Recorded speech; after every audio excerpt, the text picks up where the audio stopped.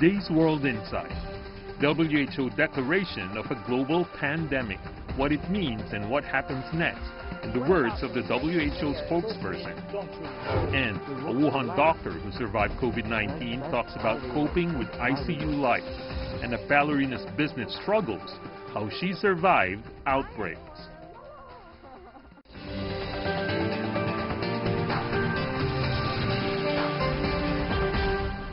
Here is our host, Tian Wei. Hello and welcome to World Insight from Beijing. I'm Tian Wei. Rising numbers of confirmed COVID-19 cases worldwide prompted the World Health Organization to declare a pandemic. The WHO Director General said the agency is keeping an eye on the outbreak around the clock. It is deeply concerned both by the alarming level of spread and severity and by the alarming levels of inaction. On Wednesday, U.S. President Donald Trump announced the U.S. will suspend all travel from Europe to the U.S. for the next 30 days, starting Friday. Italy has declared a national lockdown. It's ordered bars and restaurants to close after a swell in deaths, more than any country since the outbreak began. Are these measures aggressive enough? What more does the international community need to do when it is a pandemic? Earlier, I talked to Tarik Jasarevic, the spokesperson for the World Health Organization. Let's hear this interview from him.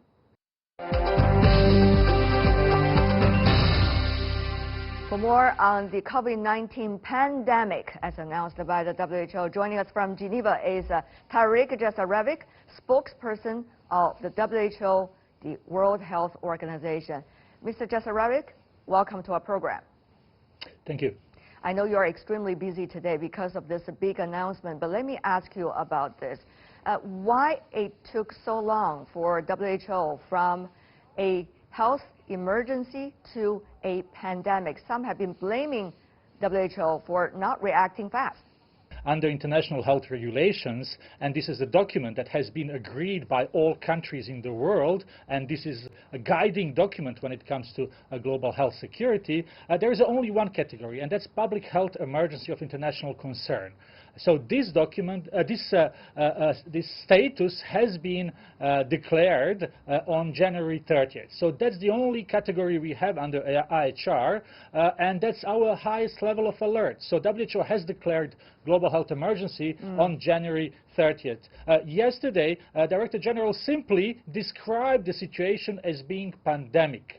But that in any way does not change what WHO is doing. It doesn't change our advice at all. In fact, it's just strengthening our arguments when we are saying to countries around the world what they should be doing. Right. So in a way, pandemic, when we use the word pandemic, we are just describing or characterizing the situation, but WHO has declared global health emergency end of January. I see. If you look at the situation from January, when public health emergency has been announced, to now, which is being described as a pandemic situation, what have changed? We have more 90% of cases are basically coming from 4 countries. So even though more than 110 countries have reported cases, huge majority are only in 4 countries. That's China, Iran, South Korea, and Italy. But when we look at the spread of the virus, we see that really the major portion of the world is or will likely be exposed to the virus. And this led really to this qualification of being in pandemic situation. However, it is uneven, and however, we are trying really to divide countries in 4 groups. That's what we call 4C. Countries with no cases, countries with sporadic cases, countries with a small cluster of cases, and countries with a community transmission. The advice and the actions that countries will do will really depend in which category they are. Now, this is a big test for everyone. It's not a time to blame anyone. Just as we were saying when people were talking about China, that it's not a time to look for who did what wrong, but to work together, try to find solutions together. When we look, there will be a time when we will be seeing this pandemic from far away and trying to learn lessons. But in the meantime, we really have to look for the solutions. And we see that countries around the world try really to see how best they can protect their citizens depending on their situation. Obviously, it's not the same case if you have 1 or 2 people who have been infected with COVID-19, or if you have thousands of people who are in hospitals. So countries are trying hard, we know that. Yeah. But maybe we could do all more, and countries should really not leave this response to health ministries and only to health workers. Response has to come from all levels of government.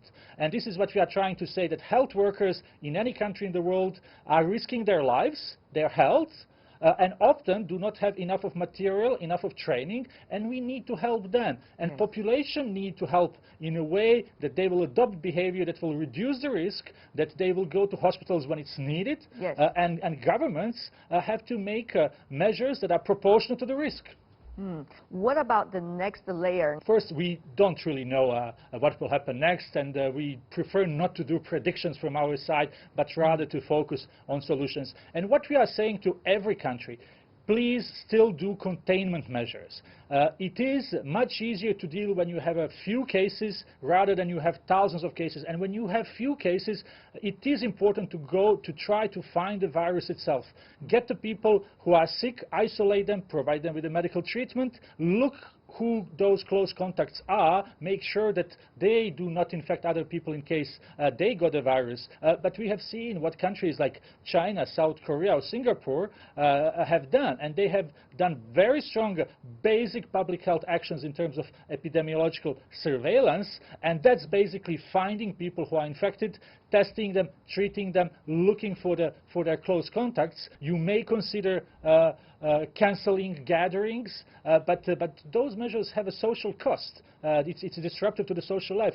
So there is no blanket recommendation from WHO, but it is to say containment measures do work, try to limit the number of infections, at the same time try to see how you will reduce potential risk for others. So it has to be a tailored approach up to every entity's own decision.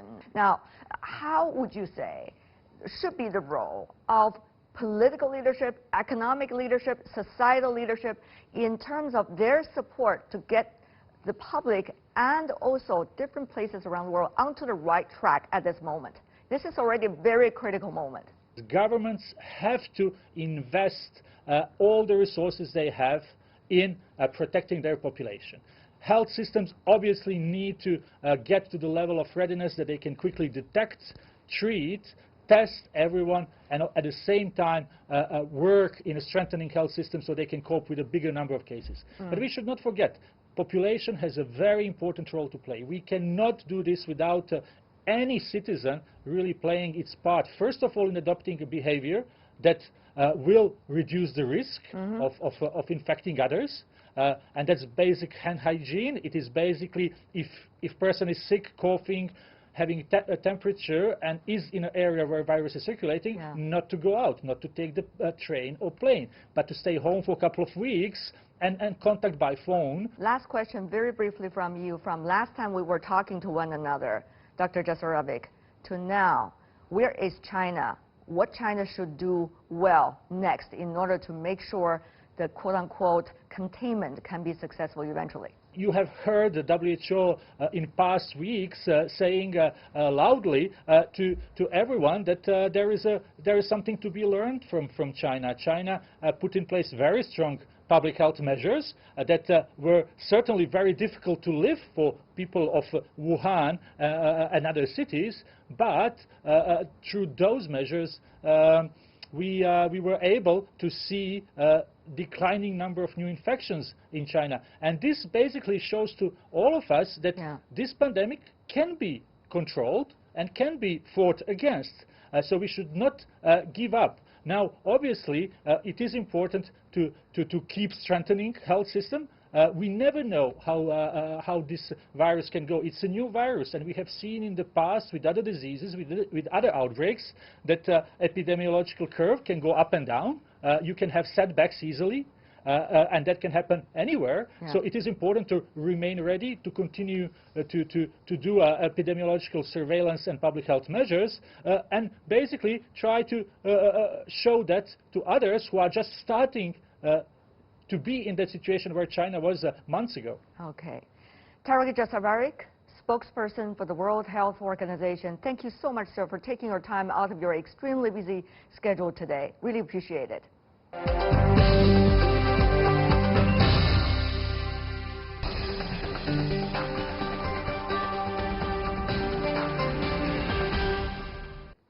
Since the COVID-19 outbreak in China, hundreds of physicians and nurses rushed to the front line, risking their life and limb to save those infected. They have seared an image of selfless dedication in people's hearts. From the very beginning until now, how have they managed to cope? How are they dealing with the psychological and emotional scars? With all of these questions, I earlier talked to Zhou Ning, an attending ICU physician and cardiologist at Tongji Hospital in Wuhan. He had a close encounter with the coronavirus as he himself got infected, but he eventually recovered. He's still at the front line against viral infections. Let's listen to his story.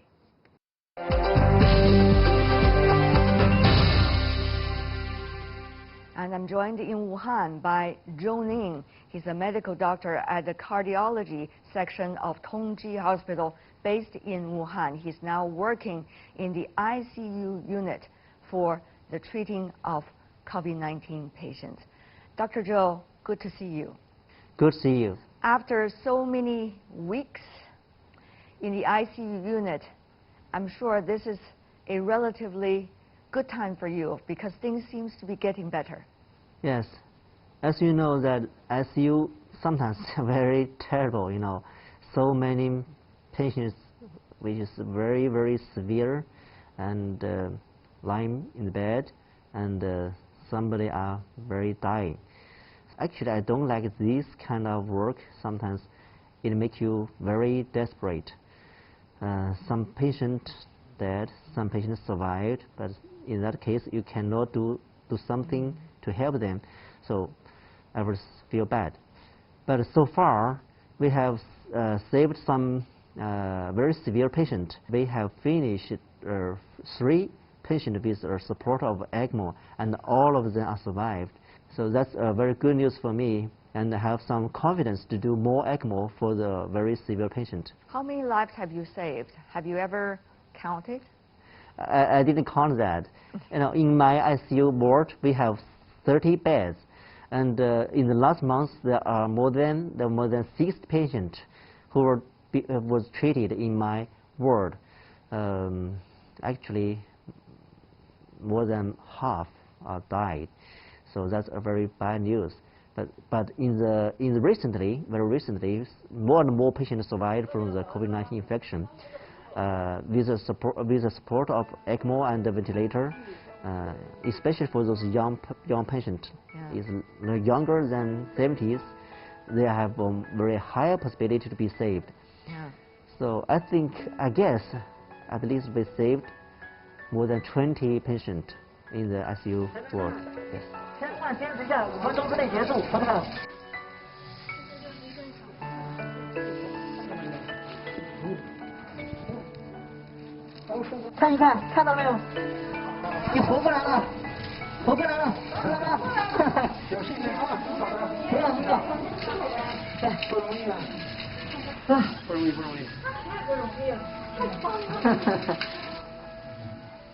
Good for you. That's 20 lives. That's 20 families. That's, you know, the beloved one of many, I guess, we're talking about. Yes. Just 20 lives.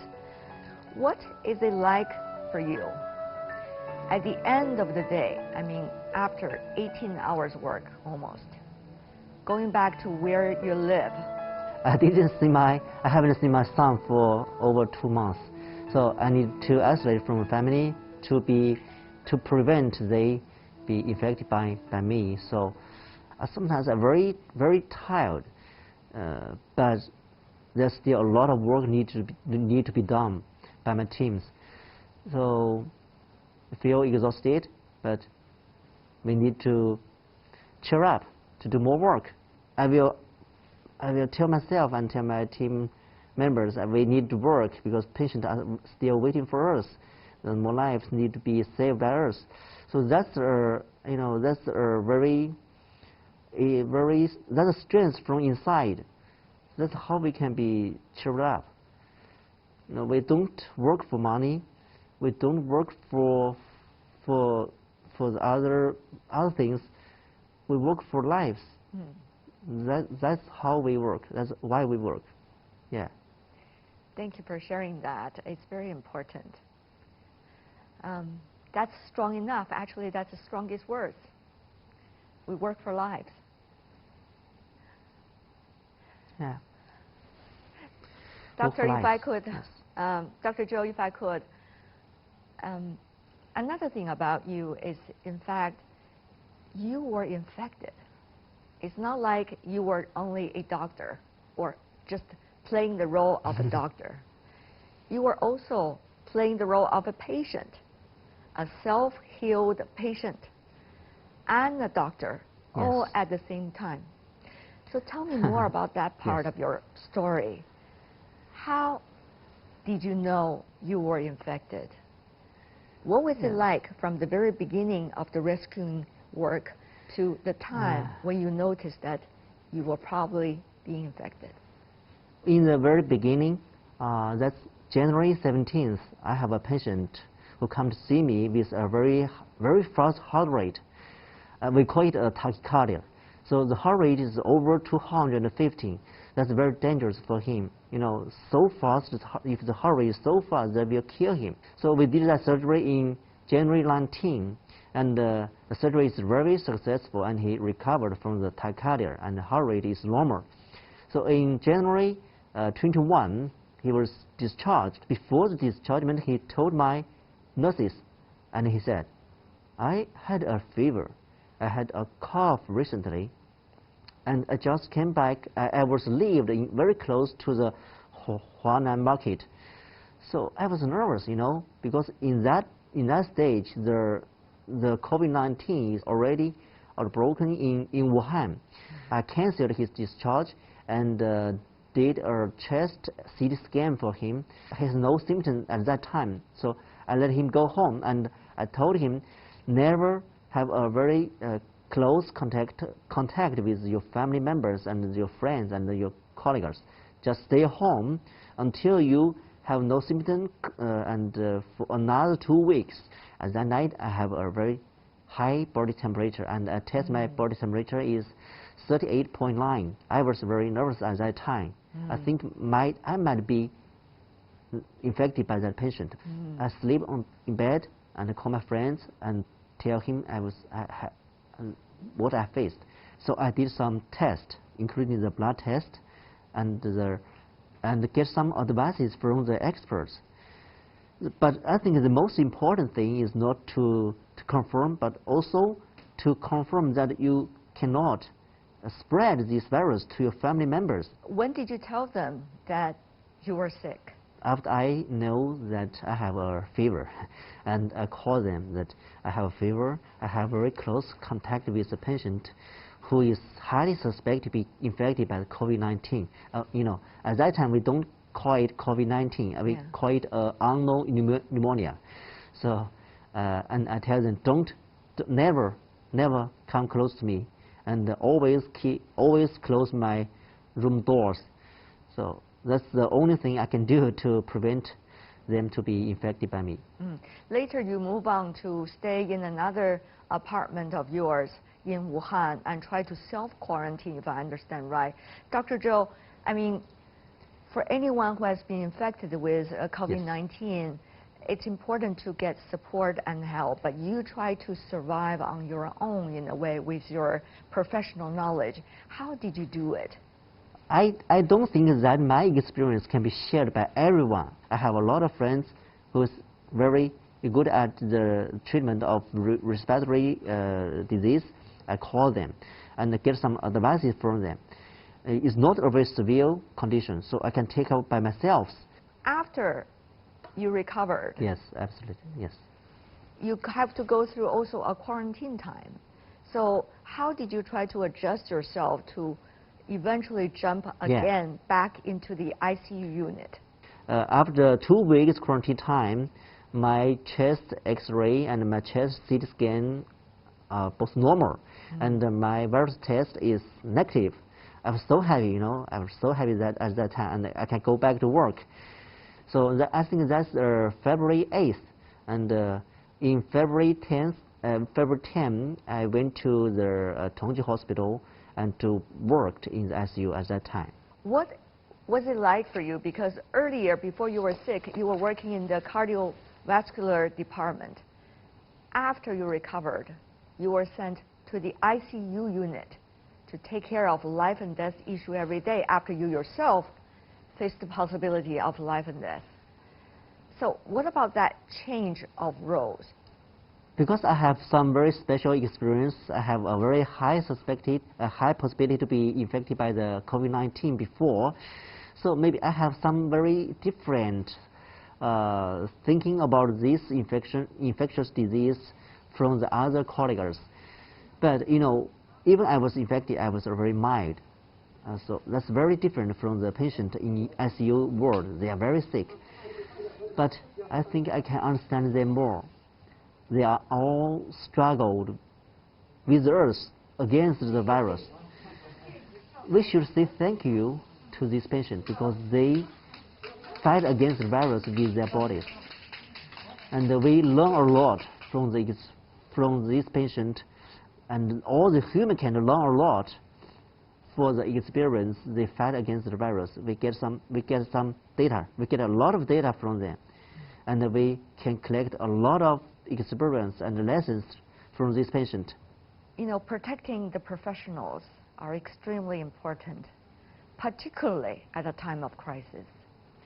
So after going through the life and death possibilities on your own, what are some advices you would like to share with us now? How to best do that? More than 3,000 professionals was infected in Hubei province, and also more than 2,000 in Wuhan. That's a very bad issue. If the medical staff was infected, that means less and less doctors and nurses who can take care of the patient. And more important, if the medical staff are infected, they will be scared for this virus. And my advice is for the protection of medical staffs, I think is, firstly, have a good rest before and after work. Don't learn from me. I have no choice because here, Wuhan is my hometown. I have no choice. I need to struggle with my friends, with my colleagues to defeat the virus. That's my hometown. So have a good rest before and after work. Secondly, have a good nutrition to keep you very strong and have a resistance to the virus. And third, if you go out, not stay home alone. If you go out, take face mask and keep a very safe distance with others. I mean, a safe distance means at least 1 to 2 meters. I mean, if you talk with somebody, don't keep very close, just 1 to 2 meters. That's very safe. And also wash hands, very important, wash hands. This third note. And then finally, if you work in an infectious area, be sure that you were protected very well. You have a very strict protection suit and the mask and the other devices. That's the most important to keep yourself very safe to be infected by the COVID-19. I see. There are more than 40,000 medical staffs came from all over China to Wuhan to help us to fight against the virus. But after they came to Wuhan, no one was infected by the virus because they get a very good protection. So that's why I need to share this good news to the international medical doctors and nurses. Yeah. Keep yourself safe. That's also battle with the virus. Yes, keep yourself safe. That's keeping all your patients and also everyone safer. Thank you so much, Dr. Zhou Ning, for sharing with us your personal story and also certainly your insights on the front line.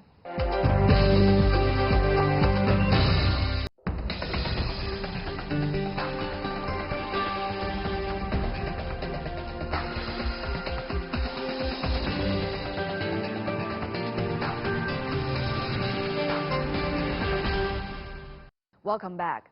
As China reports a peak in COVID-19 infections, life across the country is slowly getting back to normal. Middle school students scheduled to graduate this year will resume studies next Monday in several provinces. Still, all schools have to take precautions against the virus before and after reopening. Earlier, I visited a ballet school in Beijing, the Conservatory of International Style and Cultural Arts. Though classes are still suspended, the teachers and dancers here carried on rehearsing. Here I met Flora Zeta Chonglin, who is the founder and the artistic director of CISCA. Chonglin was the first Chinese to be part of the Royal Ballet Company in Britain. She's been doing well in fashion business, but she discovered dancing is where her heart is.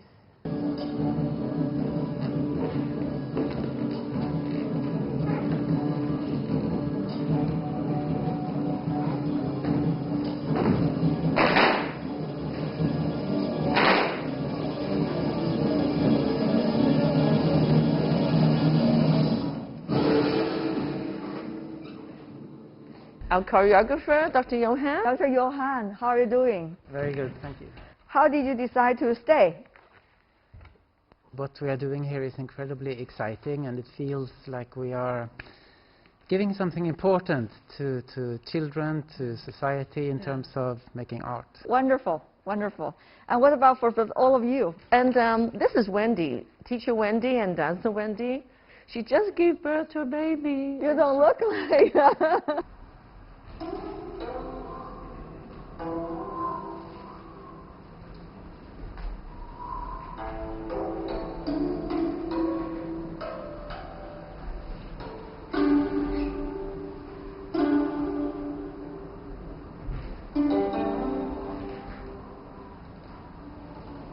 She taught me one sentence last night. What is it? 万难见真情. Right? What does that mean in English? Well, it's something like when there's trauma, when there's problems, real heart and soulful people will stick together and fight it together. There we go. And we have teacher Claire. Claire Haven from England. This is the first time I would assume for you to experience something like this, huh, here in China. Yes, but I have no reason to leave. Why should I leave? China is now my home. I live here, I work here, and not everybody can just run away from things. And in fact now, the virus is running out of China, so I'm just glad I stayed. I believe in China. But how to stay strong, I mean, during this process? I mean, this is something most of us have never experienced before. No, but I think it's a time to learn. And I think this experience makes us stronger. It's a time to reflect on, okay, well, how can we make a negative into a positive? Why is it that things like this happen, and how can we change for the future? And even, you know, businesses, we have to look at new models. I think, you know, it's a lesson, but it's a good lesson. Beautifully said. You have a very strong team. And what about for you? This is Sean. Hi, Sean. Hi. How are you doing? I'm happy that we can come back to teach, and I'm also very happy that we can teach our students online during this difficult time.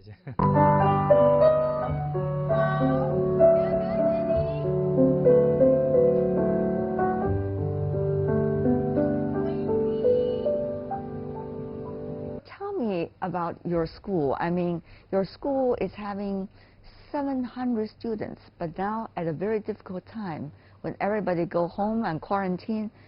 How are you going to operate your school? Actually, we're pretty lucky because it's during Christmas, after Christmas, then it's Chinese New Year. It's actually a period where we have time to continue this elongated holiday. But staff and my teachers and my dancers for the dance company, we actually have a lot to do. We've just finished Nutcracker and Christmas. Yes. We had to clean up 1,000 costumes. We have to redesign the new production coming along. We have teachers they all have to reinvent themselves. They have to take exams for teaching modern and teaching different Western and Chinese style of dance. We do something called Wushu Ballet. They have to learn Tai Chi, they have to breathe, they have to choreograph, so we're busy. They can do everything at home. Yeah, so it's not like China has stopped. No.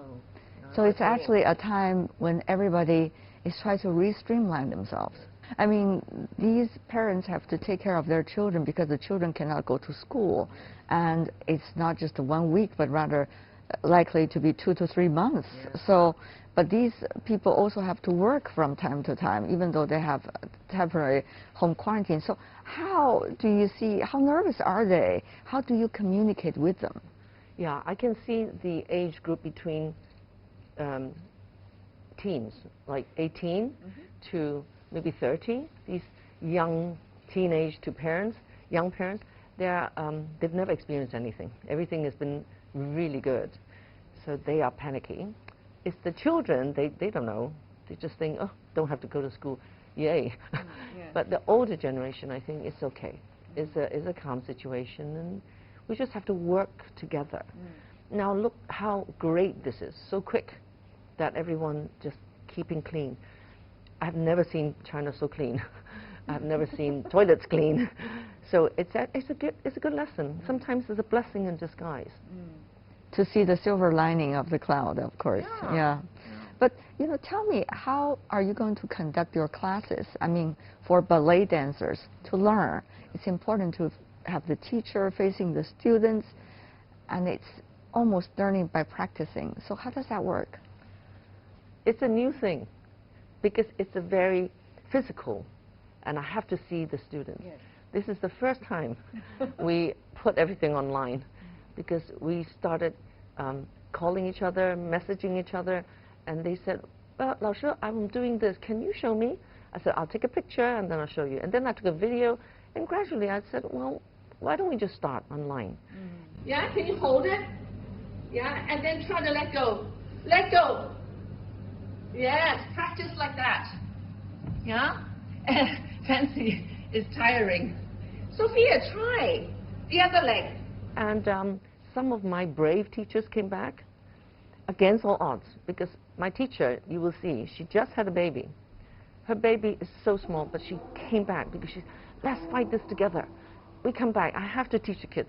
So we teach online for 40 minutes, and we exercise together, and we show them slowly, and because there's a delay in music, so in music-wise we can't do anything, but at least they can keep fit. In all analytical research, if you are fit, it brings your mind to be positive. If you are not, if you're sitting there just laying around and being negative, that doesn't help. So we get, parents are happy, the parents can work, the kids can have this lesson, that lesson. We have even poem work. We have modern. We have breathing classes. We have stretching classes. We have So you're having more classes. varieties, actually, than the usual itinerary, right, for the kids. That's really interesting. How did you come up with all of these ideas? It's just because I started posting. I said, everyone must exercise. Today, Monday, we do 1, 2, 3. And then Tuesday, Wednesday, we do 4, 5, and 6. I started giving them photographs. I asked my student at home. She has a bar and a little studio. I asked her to take pictures of herself, and the mother is very good. So she's in Shanghai. So from there, I write the post and post it, and everyone started asking, can we see you? Can we do it together? So that's how it's very impromptu. I never thought of putting performing arts online. I mean, sometimes for people like you who runs a school, you have to be the one who try to encourage and support everyone. Yes. But what about for yourself? I mean, in a situation like this, nobody have seen it before. But you have to gather yourself together and be able to come up with solutions and respond to people positively and try to see how you can come out of this. What was it like for you personally? I was actually in London when it started. Then suddenly I When saw, the COVID-19 Yes. started, yeah. and then when I heard about it, I said, that's it, I have to go back. You didn't want to stay in no, London? No, what am I going to do in London? I must come back, have such a big group of people, because it's layers of connections, from the production, from the office staff, from all the teachers, the children, and all the facilitating people who helped us. So I came back, and a few of my teachers, they're foreigners, they decided to come back. Wow. And I'm like, in Chinese, 患难见真情. I thought that was so touching. At difficult times, Yes. you see the real Yes, and friendship. people come back. The reason I'm coming to talk to you, Tian and I, it's not only because how you function today, but also what was it like for you during the SARS and the aftermath of SARS? Before SARS, you were having extremely successful fashion business here in China. You were one of the very few designer names that the Chinese knew at that time. But SARS made everything changed. Tell me more about that. Yeah, when you are successful, when you have nothing can surpass your ability, and everything is winning all the awards, and it was just 400 stores. I have 2,000 factories. It's like the bigger the better. Then suddenly, just overnight, you realize life suddenly switch off. At that time, there were enormous amount of raw materials and textiles that you have stocked in order to produce the product you need to provide to your customers, and you need to do it on time, but all of this blew it away. Yes. And all the stuff we have to purchase for the next season was coming in, piling up. Rental per day was in millions. Then we can't ship out. Quotas, everyone stopped because the world is like, don't want to spend any money. So we were like, boom, attack, financial breakdown, and it was just so fast, this retail business, overnight. Then I kind of realized we have to change. We have to go online. Before we go there, what was it like for you, I mean, during that process? From everything promising to bum. Well, from boost to bust, as they say. From most people don't understand. As ballerinas, we suffer through blood, sweat, and tears. We are one enterprise. We cannot hire anybody. We cannot have staff. Everything, we have to have 10 personalities, 10 abilities in one body. We suffer through thick and thin. We go to auditions, no, you're not taken. We break down, years and years of repetition of the same mind, body, and soul. Yet, nobody wants you. We have this trauma constantly. So maybe it's an internal ability. Most people don't understand. Dancers are very, very strong people. So that helped you?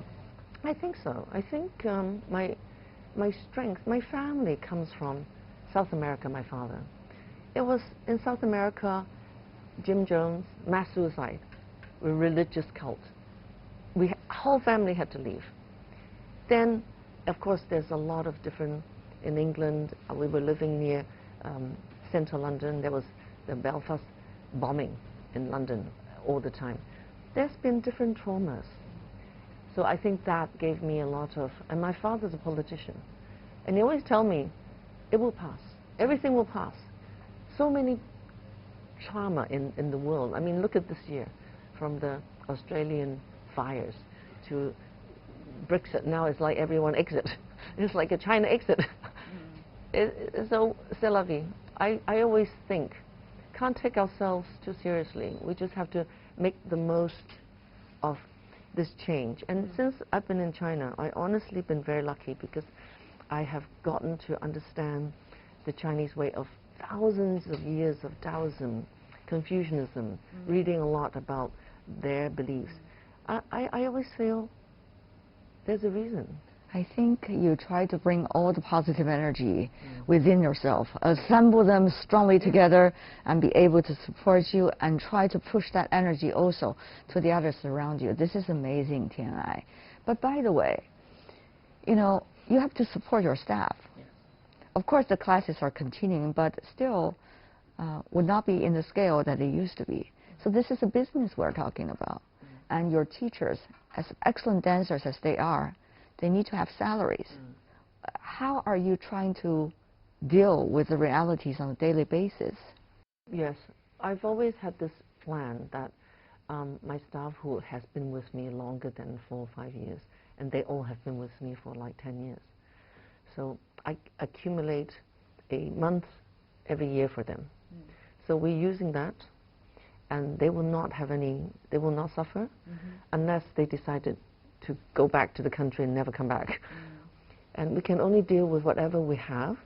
I appreciate whoever risked their lives to come back, and we work through this together as one family.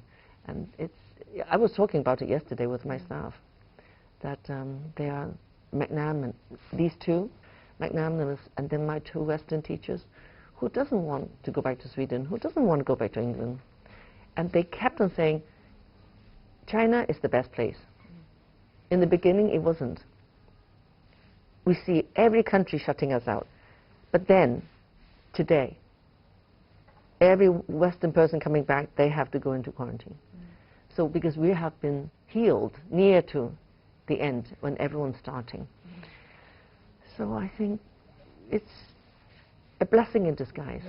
It's amazing. I love your story. And I think it's very courageous what you're doing right now. Thank you so much. Thank you so much. Thank you. All the best. I hope to see you again without the mask. I know. Hopefully I know. that's soon. My eyes is like communicating more power. Because then I used to talk, my mouth, gesticulate. But now it's only eyes. They are very pretty, by the way.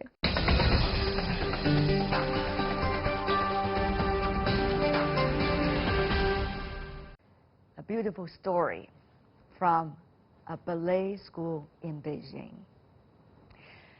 And that's all we have for today. If you'd like to see more, you can try to find us World Inside CGTN into your search engine. Also, you can check out our YouTube channel, our Facebook and Twitter account. From me, Tian Wei, and everyone on the team, thanks for watching.